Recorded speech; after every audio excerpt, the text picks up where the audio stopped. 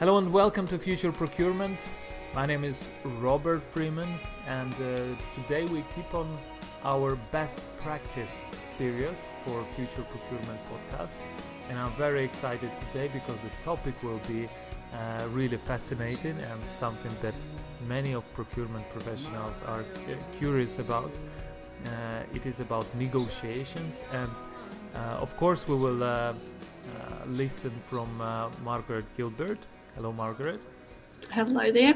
For those of you who don't know, Margaret is a procurement consultant, trainer, and author of Contract Matters books, covering procurement, of course. And Margaret is on direct line from New Zealand.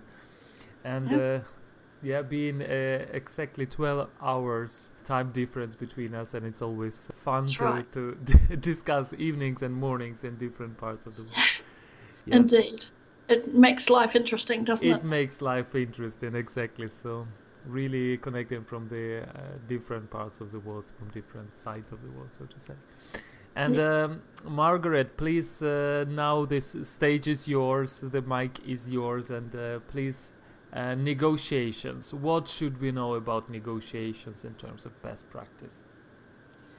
Alrighty.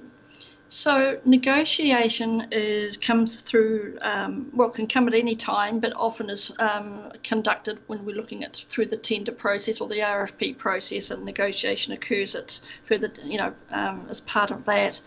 So when it comes to best practice, again, like most things will come easier and will go easier if you actually plan for the negotiation, and to don't do what we do in New Zealand, for example, which is don't plan at all and just turn up on the day and hope for the best. But I got to say the Australians are good at doing that as well. I think that you can achieve better if you actually plan for what you want. What do you want to achieve? What is your desired end result? Which, sounds simple, but when I've said that to people when I do training and negotiation, they look at me and go, I don't know. Well, if you don't know, then you shouldn't be negotiating, because you really got to be clear about what it is that you're trying to do here. It can be tiring, it can be exhausting, it depends on how long this negotiation is going to go for. If you don't plan and think about it, then you will be extra tired, because if you think that you can do this and think about it during a negotiation, you got no show, because time will go very fast and it doesn't allow you to think about anything except for what you should have been thinking about.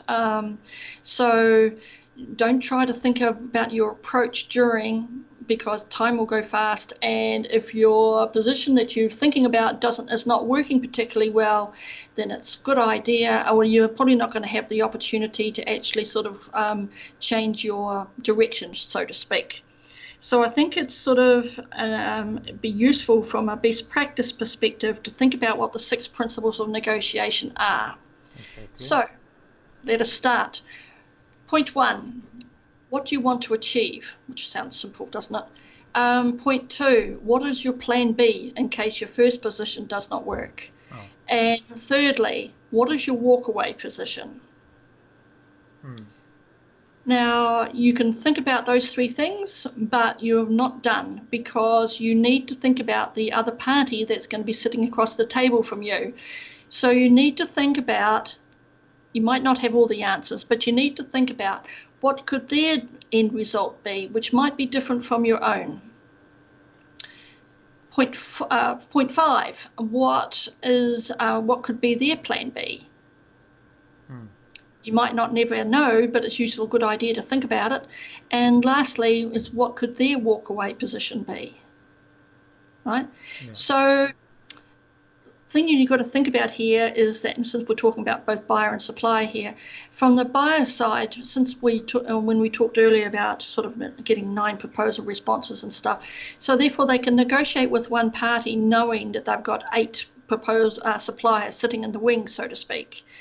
But in terms from the supplier side, it's very interesting, because they don't walk away as often as they should. They don't know how to walk away. They don't, because it's easy for the buyer to sort of walk away from one and sort of go to another. But from the supplier side, they often enter into stuff when they shouldn't. That's not, and especially if it's sometimes when it's financially non-viable for them to do so, and that's because they don't know how to opt out of a negotiation. So it's kind of interesting.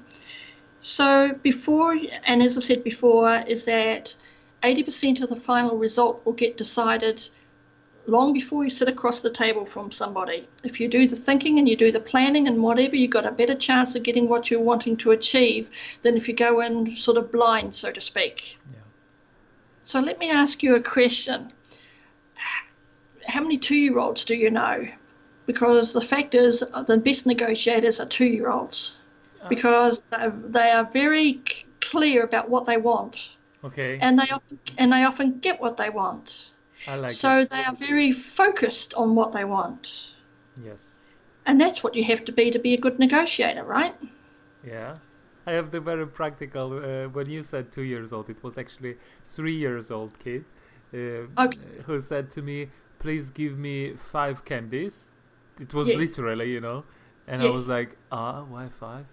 5 sounds too much. And he said, okay, then 2. Yeah.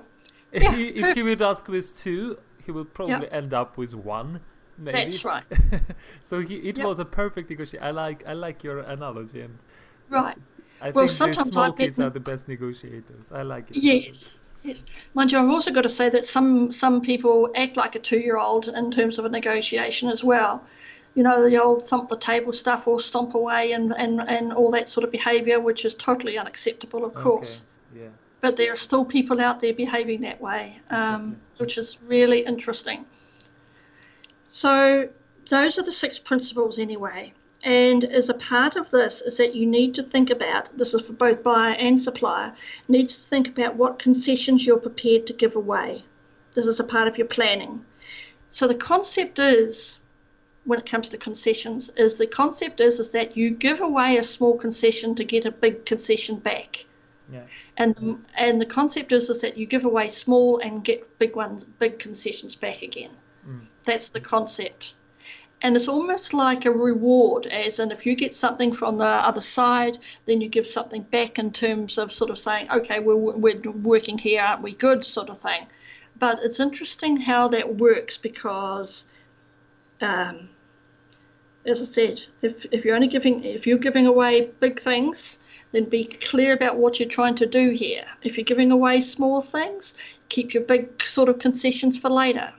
Yeah. And that's why it's also important in terms of best practices, or the best way of doing negotiation is to start slowly, keep things back, just wait until, that you have to do something later.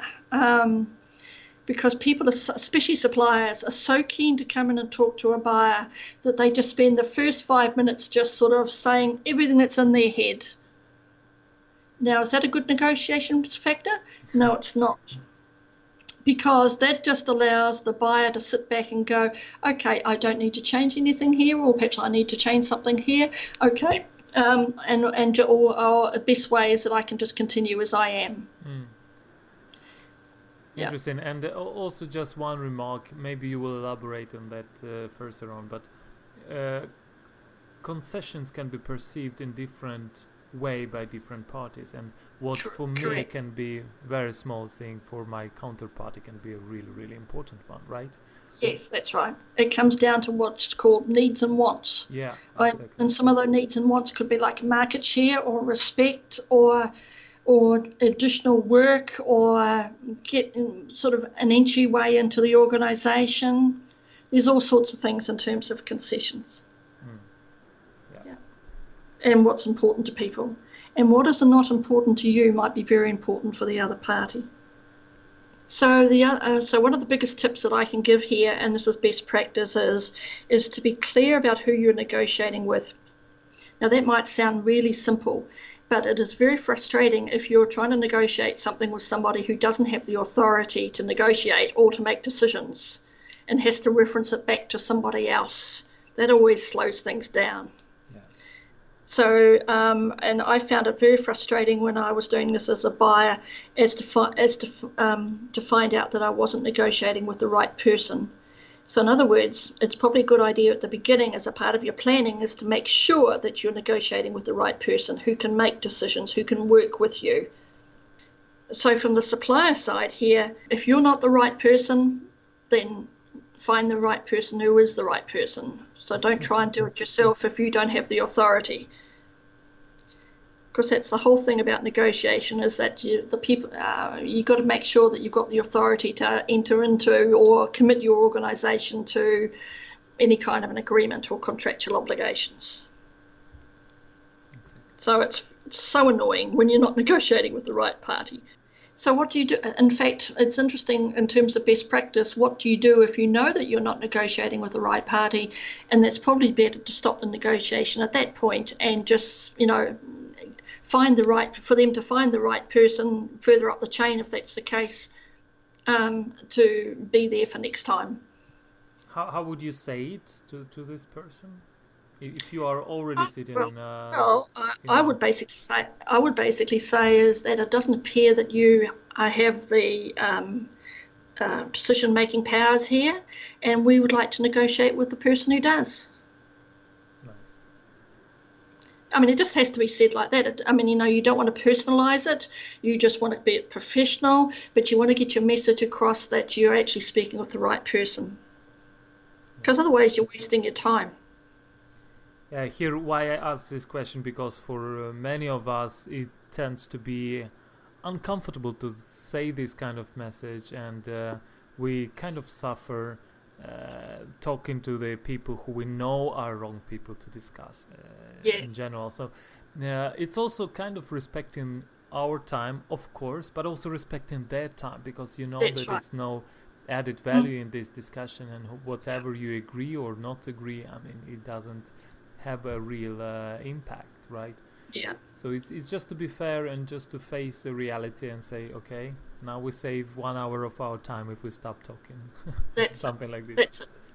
And of course, you can solve some of this problem by actually, when you invite someone to come in to do, or invite the organisation to come in for the negotiation, is that you request, and you can do this in writing, so that solves you not having to say it, that you request in writing that it's a party that has authority to commit the organisation.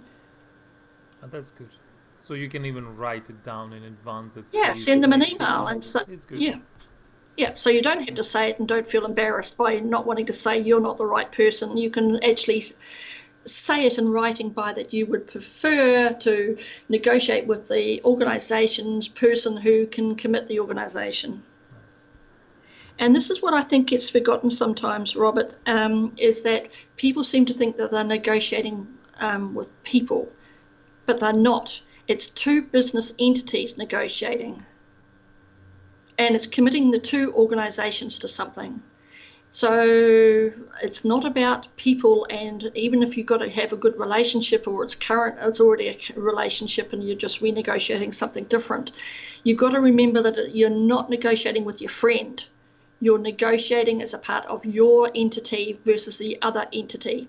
Yeah, and it's difficult to really distinguish and to make a clear line between business and people, of course. Yes. Can you elaborate a little bit more on that? Because this a tricky topic, or how do I say, having the separating business and people, or maybe sometimes, because many of the negotiation trainings I was in were saying quite opposite things. They were saying that business is still done between people. So there were some of the advisors or trainers are really focusing on this part, like try to find what these people like, what is their language, what is the arguments that works for them particularly, not because it's still people but not organization. So people represent this organization. There's a couple of things here, is that if you are negotiating with a new party that you don't know and you haven't entered into any contractual obligations with, then it is sort of still a case of negotiating between two business entities. Yeah. Right. And the negotiation should be the negotiation. And yes, there should be pleasantness and all the rest of it, and professionalism and all the rest of it. But you've got to remember they're not your friend. Yeah.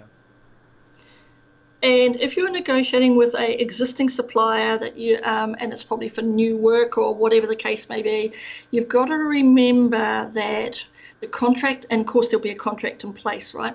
So the contract is the defining document, and the relationship comes second to the contract. And I've got to say, in some parts of the world, like Asia, for example, is that they consider the relationship comes before the contract. But it doesn't, not from a pure legal perspective. Sure. Africa is the same, and so is the Middle East. But it's got to be clear that it is the contract is the defining document. So it's not about people; it's about two business entities. Sorry to repeat myself, but it's got to be really clear here. Good. I like it. And it's easy to deal with that because if you get too close to the other party, this is my second example in terms of, renegotiating something or whatever. And it's important to remember that you are negotiating between two business entities. You don't want to get too close to the other party because sooner or later, especially from a buyer perspective, is that they're probably going to have to take a step back and one day go, okay, we don't need this anymore, but you're getting too tied up in terms of the relationship side of things. Nice. So you've got to be able to take a step back and go, okay, well, we don't need this service or product anymore. So yeah, exactly. And it's hard to do if you've got too close to the relationship. It's a good disclaimer. Can you say from the supplier side, how is it perceived from supplier side? Because obviously it is quite a different perspective, is it? Yeah. Well, first of all, from the supplier side, is what happens if they're invited to come in for a discussion or / negotiation, they automatically almost feel like they've got the contract just like that. But until that contract is signed, they don't have anything. So they get a bit sloppy sometimes as they go through the tender process and whatever by thinking, we've been invited to come in to do a proposal presentation. We're in here with a shot. Or we've been invited to come in for a negotiation. And of course, by the time you do get to the point of negotiation, you are getting there, but you still are not there because it can sometimes be is that points can't be agreed between the parties. So therefore, a buyer eventually is going to sort of walk away and go and find somebody else who can agree with them. So suppliers have really got to learn to prepare for the negotiation as well. And they often rely on pretty much on trying to establish a relationship, but they've got to focus on what's important. And that is in terms of their service, their expertise, and the pricing. And it's interesting because what a buyer is automatically going to sort of say, well, there's a bit of a difference between my budget and your pricing. And what does the supplier do? The first thing they do is reduce the pricing. Okay. And without realizing that they have some other avenues that they should take before just automatically reduce their pricing. And negotiation is not all around pricing, by the way. It's a part of it. Yeah. But it's not all. When I talk to suppliers, I say, if a buyer is asking you to reduce your pricing, my first response or your first response should be, what would you like to come out of the scope of work? Or what value would you not like? Yeah. Or what KPIs do you not want met? Or what deadlines do you not want met? You know what I'm saying? Or actually another idea is, okay, we might consider about reducing our price if you as the buyer sort of increases the term of the contract, for example. There's more than one way to skin a cat is expression here in New Zealand. There's different ways of doing this, but don't automatically just reduce your price because a buyer asks you to.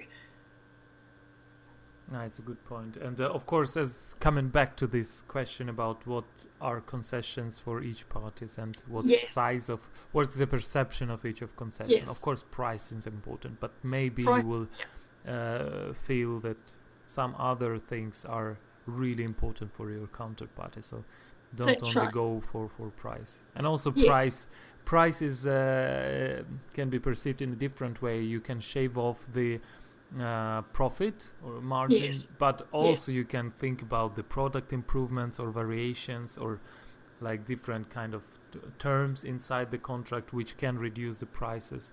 So I mean, it's also a creative way to even such pragmatic things as cost reduction.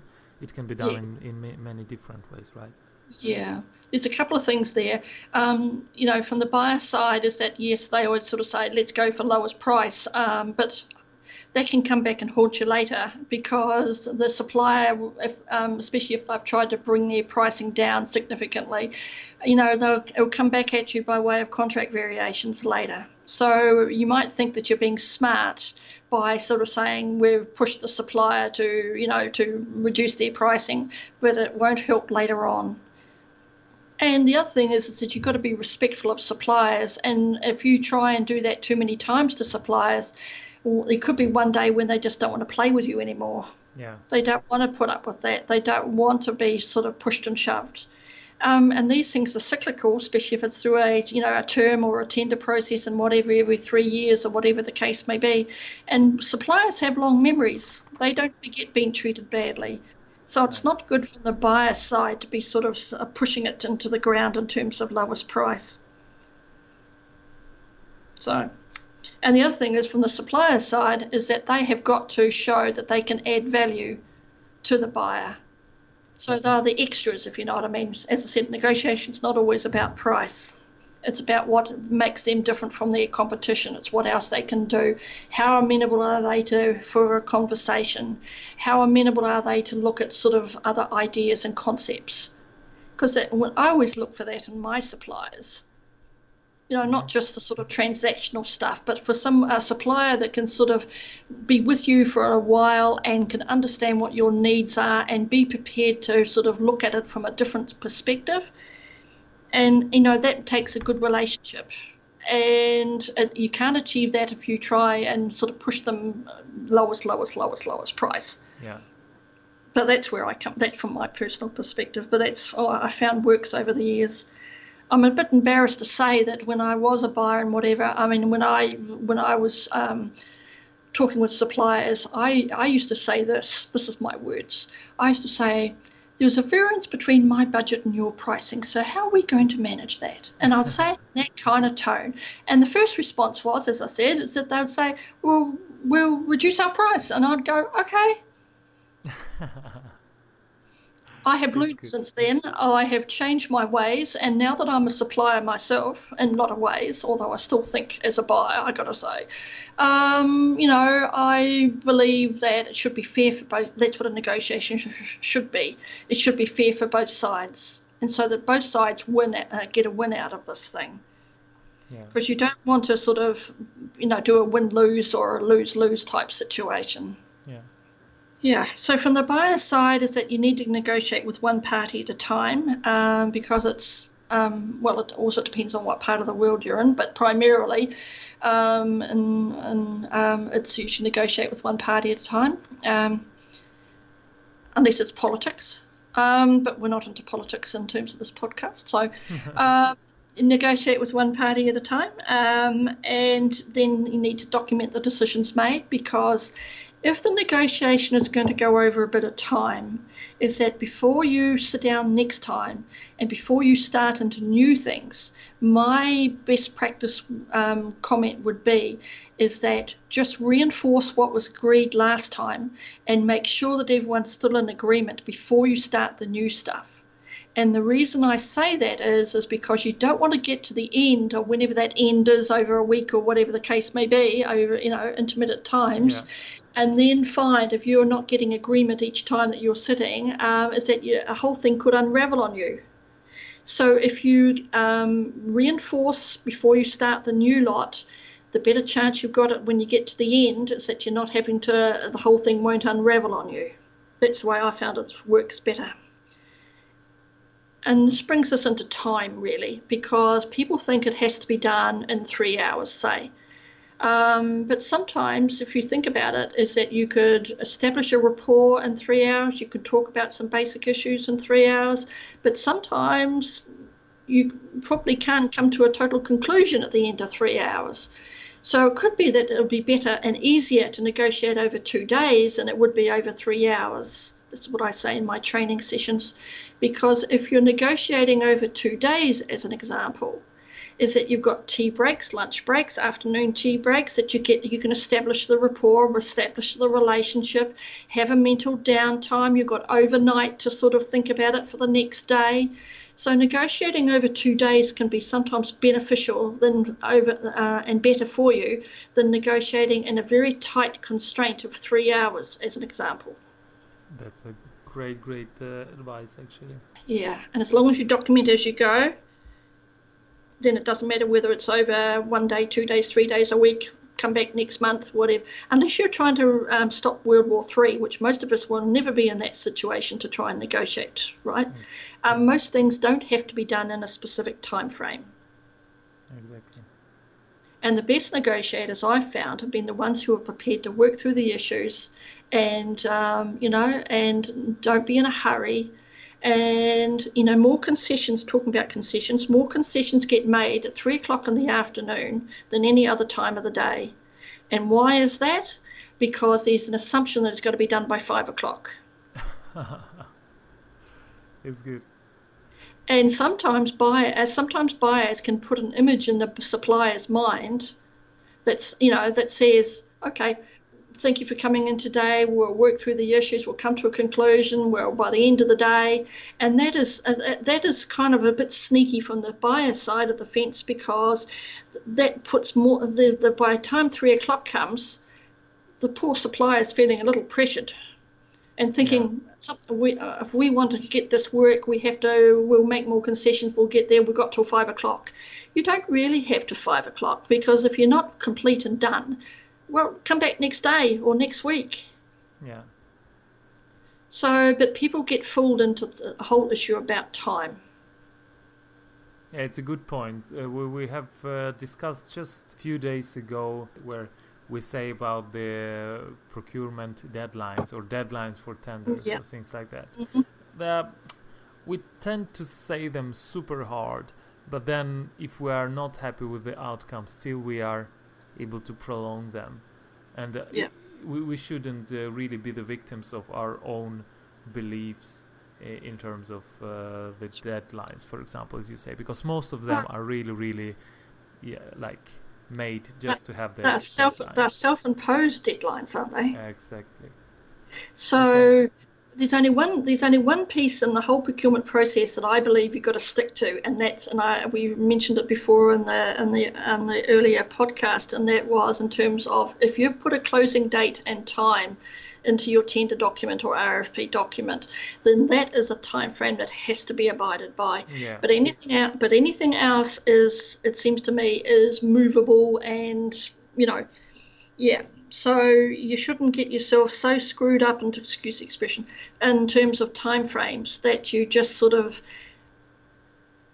want to come to a conclusion because the time frame says so, which is self-imposed, and you could miss out on something that is worthwhile if you only listen for 5 more minutes. I like it. Yeah, so don't sort of tie yourself up in knots. But this whole concept about people not being very good negotiators, and they just wanted to get it over and done with. And of course, the longer the negotiation goes on for, the more expectation there is that it's going to come to a positive result. But sometimes the best positive result is a no decision. I mean, as a don't go ahead decision.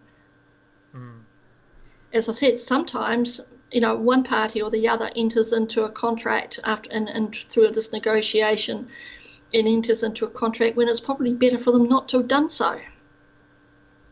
Yeah.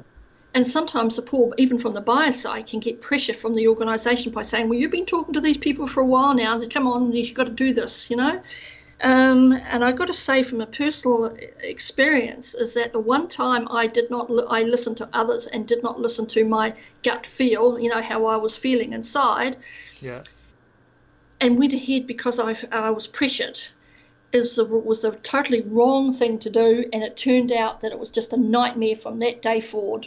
So if, as a buyer or even from a supplier, if you've got a bad feeling about it, it's probably better to opt out than it is to continue. Okay, so it's like not being afraid to opt out. That's right. This is what you're saying. Yes, because if it's going to be wrong and you know it's going to be wrong and the feeling is wrong and whatever, but you're getting pressured by whatever, or the clock is ticking, so to speak, is that the time it takes later to fix the problem of a disaster takes longer and takes more angst than if you opted out at that point and started again. And from a buyer, if you've already got 8 or 9 proposal responses, it's easy to sort of turn off and start again. And it's better to do that than make a wrong decision. Nice. And from the supplier side, if you've got a gut feel saying you don't want to do this, then don't. If you want to exit from the negotiation and you're a bit afraid to say something at the time, well, fine, go back to your office and actually send an email and say it in writing that you wish to remove yourself from the negotiation. You don't have to say anything more than that. But does that happen? No, it doesn't, because, there's this thing from the supplier side. They put in all this effort and time. They want a result. But the trouble is that sometimes they get negotiated to a point that they, enter into a contract when effectively it's financially non-viable for them to do so. Yeah, unfortunately, it's not always we as human are rational. We think we are rational because we have started the process, so we want to finish, right? Yes, that's it. Yes. But you've got to be making the right decision for your organisation. Yeah, exactly. And sometimes the best decision is to walk away. This is from either side. Walk away, and from the buyer side, of course, as I said, they've got 8 or 9 suppliers waiting in the wings. Is to regroup and start again. And rather than knowing that it's going to be terrible and that you're going to have the whole contract management side of stuff is going to be awful in terms of reporting and performance and relationship and all that sort of stuff. Absolutely. And if you're getting to the point of no contract management and lousy performance, and then you've got to go through the whole termination scenario, or mediation, arbitration, or termination, any of those 3, the time it takes to do that and the angst it takes to do that is significant. So you might as well save yourself the time if you know it's just not going to work. And negotiation is a skill, by the way. And when I teach negotiation, I actually do a practical exercise with the parties, so that they get experience in sort of saying and undertaking a practice negotiation, and also changing sides and understanding from the other side of the fence, so that they understand and have some experience, and when they do it for real, they'll have a better understanding. So to become better in negotiation, the best advice is to do negotiations, right? To practice it more. Yeah. And to document the decisions made. And that's pretty important, because some people seem to think, and this is a best practice thing, is some people think that because it got talked about, it will just flow over in terms of the contract or the afterwards. But if it doesn't move over from the negotiation, if it doesn't go into the contract itself, then you might as well not have talked about it at all. Because the contract is the defining document, as I said before. So if it doesn't, whatever is agreed doesn't turn up in the contract, then it doesn't count. But suppliers seem to think that if it gets talked about, then of course it's a part of it. But the reality is, we're talking about contractual obligations here, and a contract, which is a defining document, is a legally binding document. It comes down to the words. So, exactly. And my humble advice here would be, this is exactly what I am doing, that I'm preparing actually the meeting minutes or the summary of the discussions, or even the contract if we are negotiating the contracts beforehand. Yes. And it could be like 2 outcomes or 2 scenarios. One is wish scenario and one is the best or the least acceptable, or how do you say that, the point of where still I say okay. But I prepare this really in advance, and this. But by this, when we finalize the negotiations, I say, okay, can we take 5 minutes break, and then I will prepare the notes and everything, so we can even sign the negotiation. The outcome of this, or the summary of negotiations, or even the contract, as I say. Yes. So this could be also a good advice, as I see it. It works fantastic for me, at least.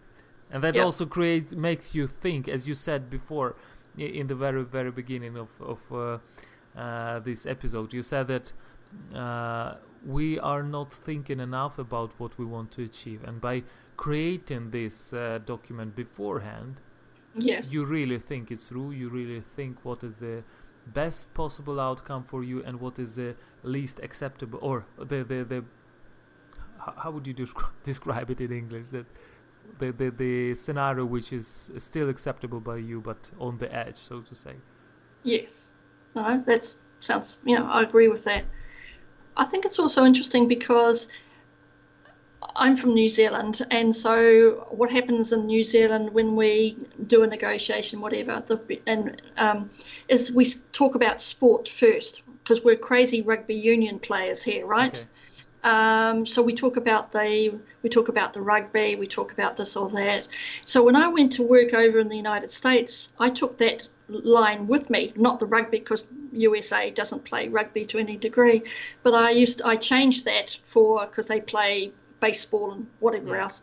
So I just talked about baseball and whatever, and I got these funny looks, and it took me a little while to realize that in the United States, as an example, is that they wait until the end of the negotiation before they talk about baseball. So we got to be clear about and know who we're talking with, because people do things different ways. And there's also the thing that, especially in Asia, for example, and I found it when I was working in Africa recently, is that there's a person that sometimes could be sitting in the room that doesn't say anything, but they are the decision maker, but they don't say anything, and people make the mistake of saying, "We'll just ignore that person because they're not important, because they're not saying anything." And that is a bad thing to do, because you do need to engage, because they are the decision maker. I like it. Which brings us to another aspect too, is that how women are treated when it comes to negotiation, depending on what part of the world you're in. Because they often get, if you portray yourself as a negotiator, that's fine. That's what I always did. But if you also take notes, for example, without getting an offsider to take notes for you, you'll get portrayed as only a note taker and therefore not important, and a woman as well. Mm-hmm. So what I always used to do is get somebody else to take the note, so that I could just be clear about where I was going in my thinking, and I wouldn't be seen and portrayed by other people as seen to be, one, a woman, which I am, but equally not seen in a clerical type role. I was seen as the negotiator. Yeah. It's an interesting aspect, and thank you for bringing it up. Well, I think it's important. Yeah, it is. And when and this is talking about expectations, because there are expectations of people, and some of those expectations are cultural, some of it's societal, some of it you do need to think about it. Just like that person who sits and doesn't say anything, and you might think in your culture that's somebody who's not too important, but in some cultures that's the most important person. Yeah. So that's part of the planning and thinking about this whole thing about who it is that you're going to be sitting across the table from. And for example, in the United States, as I said to you before, is that I was a sole negotiator, and when I was negotiating with Americans, because of the American population size, which is more significant than little old New Zealand's population size, and we have to be able to do it all here in New Zealand, in terms of the US, which is a huge population, so therefore they had about 8 or 9, 10 people, each with their own little piece, right? Yeah. Piece of understanding of the whole procurement piece. And they couldn't cope with only negotiating with one person. So in terms of expectations, if the thing about that is that you've got to think to yourself, if it's okay in your society to be a woman and to be able to negotiate and be out there and whatever, and if the other party is not sort of that way of thinking, Well, I don't believe that you should change your way of thinking, but perhaps you just need to approach it a little bit differently. So negotiation is interesting, and it's misunderstood by both sides. And I think it is a skill. It is something that you can learn and needs to be practiced, and it needs to be realised, especially from the supplier side, that they need to get what they want, and to be able to clarify that simply, and not just give it all away because the buyer comes up with saying, we want a reduction in price. It's also got to be said that buyers are not necessarily the best negotiators, and sometimes there's a bit of arrogance from the buyer side of the fence, which is not particularly great. And you've got to think about this, and this is just what I've been saying to you over the several podcasts that we've been doing about wanting to establish a relationship, and wanting to have a positive sort of way of working. If you're going to treat somebody badly in the negotiation phase, then from the supplier side of the fence, well, they should be thinking to themselves, well, if they're behaving this way now, how are they going to behave later? And do I want to put up with this? So I think that you've got to sort of behave in an appropriate way, and with the aim of awarding the contract to the best supplier. And once the contract is signed and the start date is underway, etc., is that you want to me, I've always wanted to have a positive buyer-supplier relationship. You can achieve a lot more, and that you can tell if that can happen back in where it comes to in terms of that presentation side of things and the negotiation side of things. You can certainly tell at that point whether that was achievable or not. Nice. But it has to be said also that there are some instances where you don't need a positive relationship. I mean, if you've got a supplier that's going to build a bridge, if they can build a bridge, great. You don't need to have a great relationship, right? Because they can build a bridge. But if it's sort of like something that's going to, and it's a once it's done, it's done. But if it's going to be an ongoing thing in terms of a product or a service, and the relationship is important, then you'd like to think that you can sort of get that relationship started early and to see if it's possible. And then who knows, once the contract is signed and once you're into contract management, and how it should be, to my mind, is to work together, to collaborate, to consult, to work together. So that becomes transformational procurement rather than transactional type procurement, which is, to me, it's boring, frankly. Well, Yeah. So I hope I haven't gone off. I don't think I've gone off topic here. I'm just saying that this is a place to actually find out whether, in fact, there is movement, that there is possibility, that looking forward, that the two parties can work together. Yeah. So think beyond only this negotiation. Think correct. More holistically and more in longer term. That's it. But sometimes we're so into now that we don't think on a more strategic kind of level. And I believe that we need to think on a more strategic level, which procurement people are not good at. Yeah, and creating a good outcome, win-win outcome for this particular negotiation can let you a better starting position in the next negotiation with the same supplier, or can develop much more value in the future from this relationship. Very, very relevant comment. So there, hopefully that's some tips for the audience in terms of best practice for negotiation. Absolutely. One more tip I'd like to raise, though, and this has happened to me over the years, and it's slowly disappearing, thank goodness.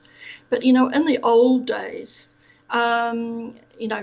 men especially used to thump the table and used to sort of be a bit, loud and all the rest of it. Unfortunately, as the years have gone by, is that women start to behave that way too, and I don't think it's acceptable for either men or women. But it's interesting because women don't deal with that behaviour particularly well. So when I teach negotiation, especially if I've got a lot of women in the room, I say, you don't have to deal with that person. If you don't like the way they are treating you or speaking to you, then call a halt, temporary halt to the negotiation and go further up the chain and say, I don't wish to negotiate with that party. I wish to have a new negotiator, please. Great. And that has shown that you're not prepared to be bulldozed into things because men are more louder than, some women and bigger than most women and all the rest of it. And sometimes that gets used against women. Yeah. Intimidation, in other words. And I've had that happen to me. And what I've learned is basically is to say, okay, let's just call a halt here.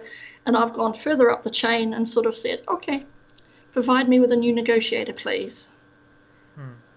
Because you're setting a standard as to what you're prepared to work with or not. Yeah. Yeah, so as you said in the beginning, of course, business is done and the contract matters, but still it's people who are discussing in it. At least it may irritate as minimum, but also it can go too personal or, yeah, so I know what I mean. Well, sometimes it's a personality issue. So, you've got to take these factors into account, It could be that somebody had a bad day before they came to see you. It could be Also lots true. of factors, so it's got to be considered and added into the mix, so to speak. And frankly, if you can help somebody who's having a bad day and make their day better, then it could be, in the long run, could be helpful for you because they are probably grateful that you've tried to understand where they're coming from or whatever. So you just don't know. But you've got to work to what's best for your organisation, and that's sort of best practice, of course, is to do the best for your organisation. Fantastic. On this high note, I propose to wrap up and to summarize our episode about negotiations, best practice. Yes. Mm-hmm. Thank you so much, Margaret. And welcome. For sure, we will have some show notes where we will put up some bullet points. And also, contracts matters, but remember that the negotiations are being done between people, and you should practice your negotiations. Of course, listening up to the tips and advice from Margaret, from every resource that you can get, but it's practice in which makes you better and better. It's not only learning. So yeah, that's true. You have to practice and to get better. Yeah. Yes, and just using the chance, I would recommend one of your books, Contract Matters, right? Yes. You have a special book about negotiations. Yes, it's called Contract Matters Negotiation. Yeah. So this is a place where Margaret put many more of her advice, right? Yes, indeed. So it's covered. What we've covered tonight is as well as other aspects is in the Contract Matters book. So super. Thank you so much for joining us again on this episode, and we're really looking forward to hear more from you, Margaret. Yeah, great. Okay, thank you. Thank you so much for being with us today until the very end of this podcast episode. We will continue to share best practice for procurement, supply chain and purchasing professionals, and I'm very happy that Margaret Gilbert is keep on spreading her good knowledge and experience with us. And every second week we will continue with the best practice episode with Margaret Gilbert. So subscribe to the Future Procurement Podcast, follow us in LinkedIn, in Facebook, I will leave the links for you. And then of course share this episode to your friends and colleagues if you think that it's a valuable information for them. My name is Robert Freeman and this was Future Procurement. We'll talk to you soon.